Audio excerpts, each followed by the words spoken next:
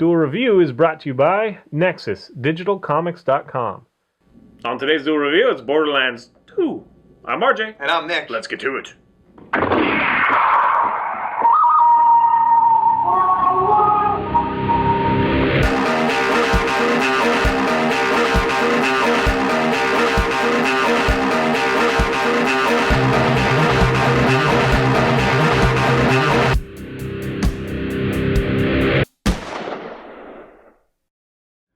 Hey everybody, welcome to Tuesday the 2nd of October. We are doing Borderlands 2. I love Borderlands 2. I'm just going to say that. A lot of people are like, meh, it's okay. It's not as groundbreaking as the first, blah, blah, blah. I love Borderlands 2. I love Borderlands 1. That was fun. But it did leave a little bit, it was tiresome in some points, and the vehicle kind of stuff kind of sucked. And I loved the characters, but there wasn't a lot of story. So Borderlands 2, for me, fixes all those things. I guess people are irritated that they didn't change more or were more innovative. But come on, man. It's basically the same game that we loved that's a little bit tighter and has way better story. Speaking of story, Anthony Birch was the writer and the head writer, and he is kind of like one of those awesome success stories that he did a web series called Hey Ask What You're Playing. It's HOP, HAWP.com, and also through G4. And so anyway, he got picked up for this game just based on that, really. They knew that they had kind of a comedy kind of product, and they needed some interesting, kind of off-the-cuff writing. Right. And they chose him, and that's just freaking amazing that they actually did that rather than, find someone else who's been doing it forever, because he wasn't, he wasn't a game writer. He hadn't done that. He'd written some short stuff, and definitely the webisodes they do continue to play, so you can check them out. But yeah, they really took kind of a risk, and I think it really paid off. I haven't successfully completed the game yet, but I can't wait to replay it, honestly, already. I really just enjoyed it. It's one of those things that just time sink for me. It's like Mass Effect, but comedy. I keep saying that. Yes. Mass Effect is my favorite franchise, and it's the drama equivalent, or this is the comedy equivalent of that, to me. Because you have the same kind of, it's not necessarily a party. You are solo, although you can play multiplayer and have a party. But it's all these little quests. It's all these little story points that open up. And it's not to save the world. It's not to whatever. Although kind of Pandora. It's Pandora's the world. And if you haven't heard the story, what it is the first Borderlands. You are a vault hunter. You're hunting this thing called the Vault that is supposed to have wealthy riches and weapons and all that junk. Right. It ends up being spoiler alert if you haven't played the first one. It ends up being kind of an alien situation where there is an enemy that has been trapped in there and yada yada. You have a spirit guide that's been talking to you the whole time. And she ends up being part of the corporation that knows the secret and is keeping it, whatever. So you're kind of being manipulated a little bit. So it ends with kind of not necessarily a cathartic thing. It's kind of like that thing I've been looking for the whole time, and this person that I thought was helping me the whole time, has been manipulating me, and now there's nothing to do. The vault gets resealed, blah, blah. So we revisit Pandora, however many years later. It's not that many years. Right. The previous characters are still in this world. In fact, you encounter them. The ones that are still alive at the end of Borderlands are in this. And you definitely get a lot of Claptrap, which is brilliant. I love Claptrap. I think Claptrap is annoying at times. I mean, just really, he repeats himself. I mean, especially in the first one, he just keeps repeating himself. Look, I'm dancing. That was from the first one. I still freaking love it. And some of the things he says are just hilarious. Yeah, every now and then he has some really funny moments. It's very, it's very Portal-esque humor kind of thing, where it's just kind of this nerdy, dorky thing. Yeah. The fact that he's named Claptrap is really quite funny, because that's a venereal disease reference, Yes. But he's like, hey, I'm Claptrap. And then, of course, it has an acronym or whatever that works. Yeah, CL4. Yeah, whatever. Anyway, they do this thing where the corporation has taken over Pandora, and if you die, you literally just pay some money and get reconstituted at the local checkpoint, kind of thing. And they do that sort of thing with vehicles and whatnot. You have all these little stations that you go to if you haven't played Borderlands before. And then we get to the loot. There's tons of loot. And in fact, in Borderlands 2, there's 5 times as much loot. The first game, you literally had to pick up everything you wanted. This game, some of it sucks to you, like money and whatnot. Right. I do find a little bit of frustration, like when I'm picking up a gun, it might just be I'm picking it up to then sell it to get some money, but I accidentally hold the square just a little bit too long, and it like switches out what I'm using, and I don't want to, whatever. So there's a little bit of mechanical stuff that is frustrating at times, but to me, it's all forgiven once you start. The very interesting enemies that you have to fight and all the things that they say, like the midgets running at you and you kill them and they're like, so cold, so cold, so cold, so cold, as they die. And it's just hilarious to me. I really enjoy it. The first one I loved playing as Mordecai because I could send my bird out. Bloodwing. And I did not enjoy playing as the Siren in that one because invisibility didn't last very long and I kind of just didn't get a hold of it, didn't dig it. I also didn't like playing as Brick in that one. This, so far, I enjoy playing all of them, although the Gunzerker, his extra power is basically that he gets an extra gun, which can be helpful for sure, but it's not that compelling and fun to me. The Siren I like a little bit better. She has, I forget what they call it, but she has the ability to keep people... Phase lock. Yeah, phase lock people so they can't move, like raises them up in the air. But later you can unlock all these other things, so like... One is like if you shoot the guy that's in the air that's in phase lock, then your whole party can get health, like whoever shoots him, and just so on and so forth. You have trees that you unlock. Right. You've been playing as Zero. Right. I like playing as the assassin. He's a lot of fun. But Oops, sorry. No, go ahead. I was just gonna say, I like doing the whole invisibility thing, and I was hoping that it would last a little bit longer because, just. That's what I was going to say, is I was watching you, and it didn't really seem that helpful. Although I'm sure that later you can unlock. He didn't get very high yet. I mean, there's like 55 levels, 54 levels or something like that. And they take longer to get to than apparently the first Borderlands. Right. Because he's been replaying the first Borderlands because of PlayStation Plus. Oh, yeah, guys, PlayStation Plus is awesome. I get a ton of free games. Borderlands, the first one, was one of the ones, and I started playing it again because I haven't played it in forever. And I was just like, yay! Actually, I played it on Xbox, but I like it on PlayStation. I love everything on PlayStation 3. And if you have a save game, from Borderlands 1, when you play Borderlands 2, it unlocks more stuff. Right. Plus, pre-ordering was awesome because I got better weapons from the beginning, so it's a little bit more fun. You were talking about how even the first one, like when you get to the point where you feel overpowered, it's so fun. Yeah. Because you still have a plethora of enemies. They respawn every time you kind of come back to an area.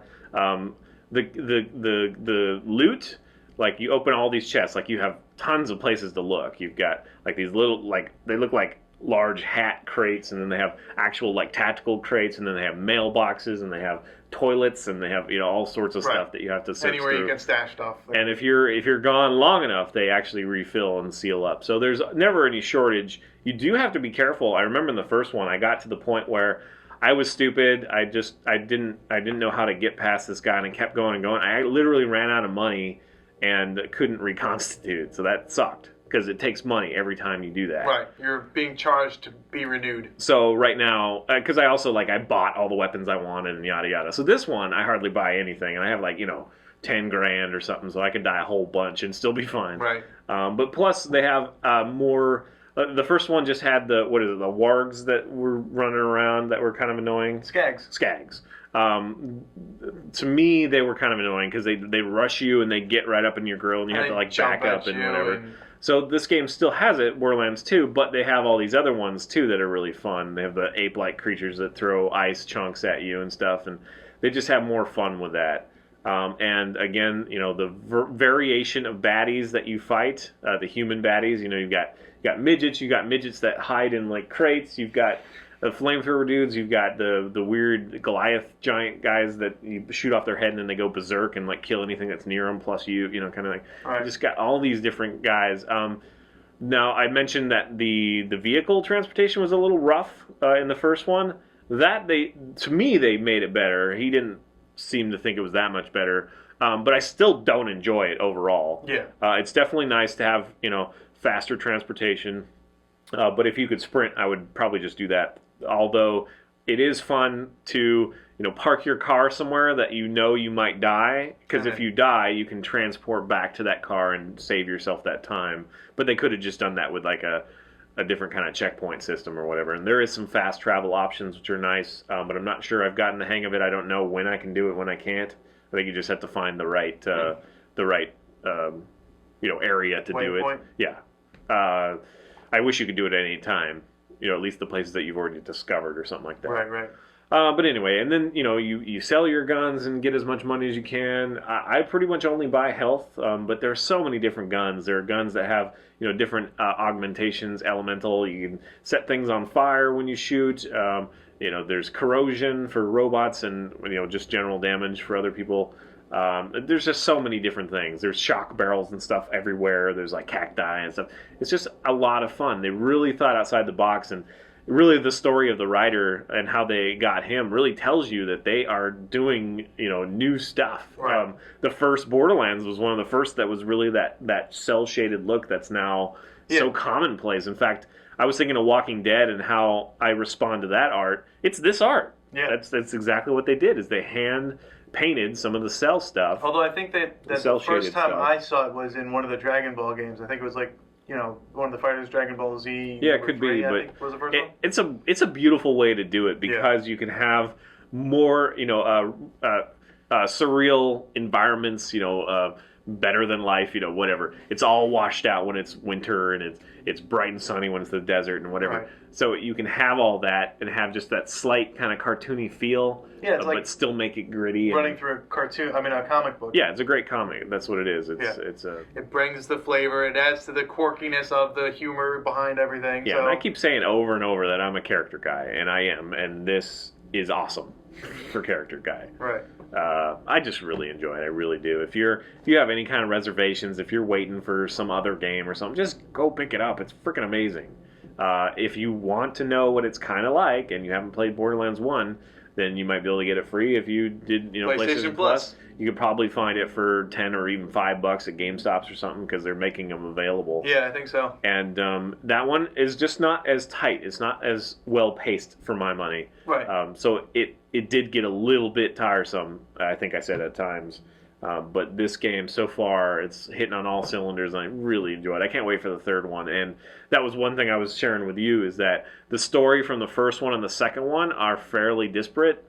But I have a feeling that if this does well, then Anthony Birch will be head writing the third one. Right. And that should play a lot better. Although he did a great job adapting, it's just, the first one didn't have a whole lot of story to speak of, or at least moments, that I don't know, whatever. It had a large story in the back, and that's it. It didn't have all these little stories necessarily. Right. And there are just so many funny moments that they just push the envelope. I was like, I'm not going to give it away because it's really funny what happens, but in the game, one of the characters says, "Oh, I'm just going to start calling them this," like the enemies that you're fighting, and it literally changes their name on the screen. I think the first one did something similar to that too, right. Which I can't remember now, but it changes the name on the screen until he comes back and says, "Oh, I changed my mind," or whatever. I won't spoil it, and it changes back. It's just, that's brilliant. I mean, that actually took some code to do just to fit the story, and that was one of the things that Anthony said. I watched an interview with him, and he said that he approached them and he's like, I want the game to match the story, not vice versa,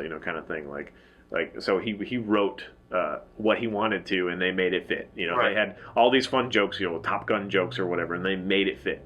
So that's great. I think that's fun. That's a good way to do it. So that's it. Go check it out. I highly recommend it. You won't be sorry if you do, if you like any of those types of games. Man, the guns are just fun. And just watching them load and stuff, whoever modeled those, and right. It's just so fun. I really enjoy it. All right, guys. Is there anything else you want to say? I didn't really let you talk. No, you didn't. But your enthusiasm spoke for me. Okay. He doesn't like it quite as much as me, I don't think. But. No, I've definitely liked Borderlands was one of the games where I would sit down and I would play front to end, and then I would not pick up for however long. I think it's been, it came out in 2009, and it's 2012 now, so it's been 3 years since I've played it, and now that I have Borderlands 1 again, I'm like, yeah, this was a really good game. I'm having a lot of fun. And, when I borrow Borderlands 2 from you, I'm sure I won't put it down. Yeah, this is for the first one, I didn't really care if I played as the other characters. This one I want to play as every character all the way through. I would love to do that. I don't know. Yeah. We'll see. I can't wait to play New Game Plus, that's for sure. Yes. It'll be fun. All right, guys. Subscribe to our YouTube channel, please, and check out our fun playlists. Game Lab's been a lot of fun. Maybe at some time we'll do Borderlands 2. Moonflower and Faux Over been great. Thank you. And please leave comments. We love comments. And you can help support us and our new digs by buying our wares at spiderwolf.com. That's right. T-shirts, card games, art prints, short stories, and more. Yay! See you later. No. Damn it. I had to get that one. You made a mistake by panicking in that one. I did, because it But I made a mistake before you. I just kept that. didn't shoot. Hooray. Next up, it's Batman, The Dark Knight Returns movie. Oh, that's what I wanted to ask you before we did this one. When you got the season pass, did it say anything about the 5th class of character? The Necromancer? Yes, but I didn't read it. So because I saw conflicting articles. One said that if you get the season pass, you do get it, but another one said you have to only pre-order in order to get it for free. Oh, for free, yeah. Duh, that's not. Huh? Those both statements work together. What I'm saying is, if you pre-order it, you get it free, but you also get it by getting the season pass, which costs money. So they're both accurate statements. okay. On today? Right. I was trying to hold it in. I'm just trying to explain. I don't need an explanation. Come on, man. Sorry, buddy. Okay. Well, that was a long review. I love the game, Nick. It was a long review because you wanted to praise its accolades for 15 minutes. Accolades.